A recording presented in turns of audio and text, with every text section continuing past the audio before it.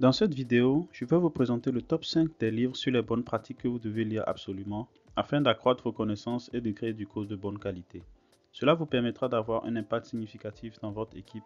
Aussi, avoir des connaissances solides sur les bonnes pratiques vous permettra d'évoluer considérablement dans votre carrière.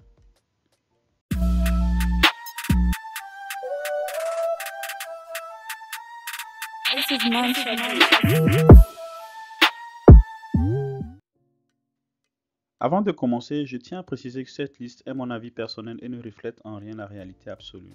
Je ne suis affilié à aucun des auteurs ni aucune des maisons d'édition citées. Dans cette vidéo, je vous présente le top 5 des livres sur les bonnes pratiques qui vous permettront de progresser dans votre carrière.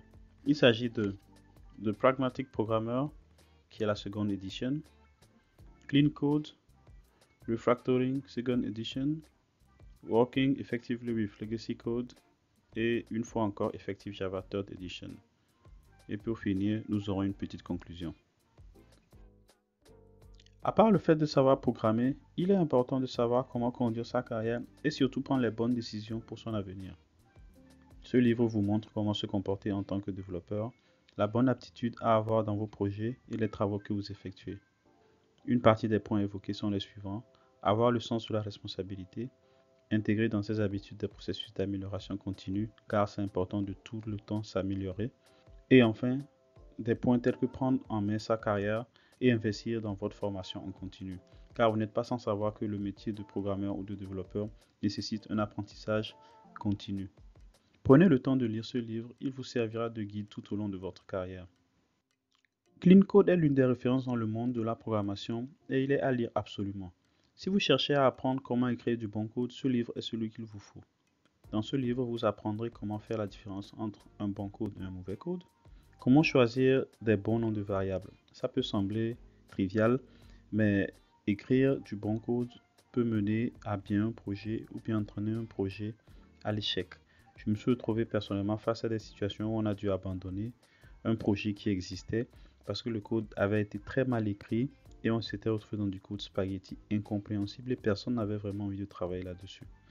Donc à la base, lorsque vous apprenez à écrire du bon code, ça vous permet notamment de faciliter la tâche à d'autres personnes et lorsqu'ils viennent pour prendre votre projet en main, ils arrivent à y travailler facilement.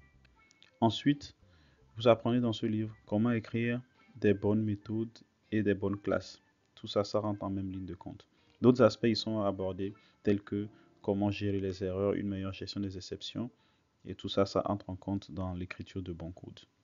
Un code bien écrit est très important car il peut avoir un impact fondamental sur des projets ou des entreprises. Donc je vous recommande vivement de lire ce livre, de le pratiquer, de le lire plusieurs fois au besoin. Refactoring est à lire après Clean Code.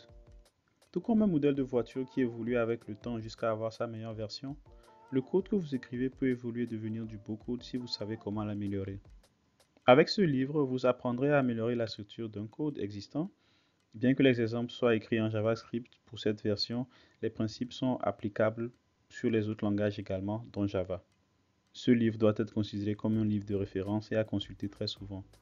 Rassurez-vous, vous ne pourrez pas retenir tout la première fois, il faudra le lire plusieurs fois. L'auteur Martin Fowler est très reconnu dans l'industrie, je vous conseille vivement de suivre ses écrits et ses présentations sur son blog et sur YouTube. Je laisserai les liens en description. Une des réalités dans le monde du génie logiciel à laquelle vous serez confronté est que vous allez généralement travailler sur une base de code existante. Ce livre vous montre les différentes méthodes que vous pouvez utiliser lorsque vous travaillez sur du code existant et surtout comment y apporter des changements en toute sécurité.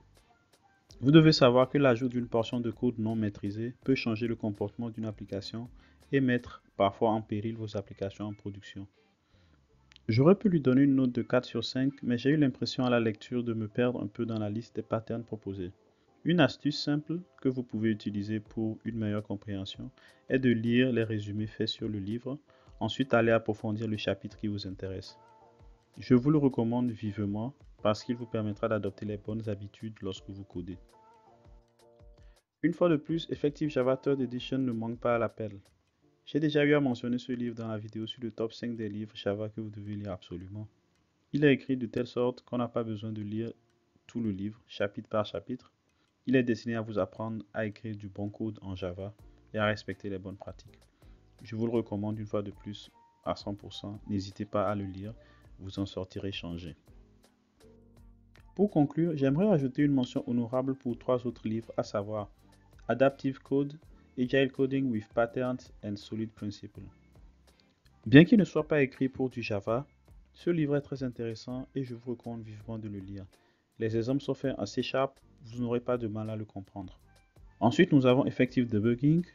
C'est un livre très intéressant qui vous apprend plusieurs méthodes pour pouvoir débugger votre programme parce que vous devez savoir qu'en tant que développeur, vous serez confronté à 80% de votre vie à résoudre des problèmes ou des bugs. Donc, c'est bon d'avoir des bonnes méthodes, c'est bon de connaître les bons outils, les bonnes pratiques pour pouvoir résoudre ces problèmes et les bugs. Et pour finir, nous avons The Effective Engineer, un livre très intéressant, un peu dans la même lignée que The Pragmatic Programmer, mais là, il vous explique comment mettre de la valeur dans le travail que vous faites et là où vous devez investir vos efforts. Je vous le recommande vivement. Je donnerai bien sûr les liens de tous ces livres dans la description.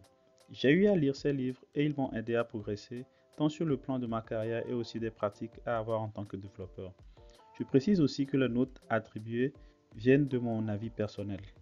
Le génie logiciel est un domaine très vaste et vous devez savoir où investir vos efforts. Lire ces livres ne servira à rien si vous ne pratiquez pas. Lisez-les autant de fois que vous pouvez et apprenez tous les jours. Ça prend du temps et parfois des années avant de comprendre certains concepts. Alors, n'hésitez pas, foncez. J'espère que la vidéo vous a plu et surtout n'hésitez pas à me laisser vos questions en commentaire ou à partager un sujet que vous souhaitez que je traite. N'hésitez également pas à vous abonner et à laisser un like, ça fait toujours plaisir. Portez-vous bien et à bientôt. Happy coding!